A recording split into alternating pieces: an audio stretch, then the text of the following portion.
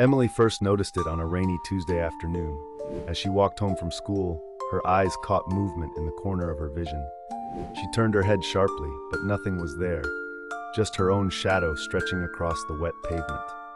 Yet, something felt off. It wasn't long before she realized her shadow had begun to move differently from her. It still mimicked her actions, but with a slight delay, as if it were hesitating to follow.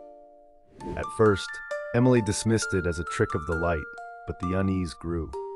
One evening, while brushing her teeth, she noticed it again, her shadow raising its arm a moment after she did, its fingers curling in a motion she hadn't made. Panic gripped her as she backed away from the mirror, her shadow lingering behind. That night, she lay in bed, the room dark except for the streetlight filtering through the blinds. Her shadow loomed on the wall, still and silent. Then it moved. A slow, deliberate turn of the head, its gaze seemingly locked onto her. Emily froze, heart pounding.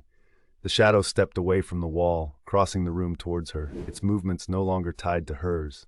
As it reached the foot of her bed, it leaned closer, whispering in a voice that was her own, "I'm finally free."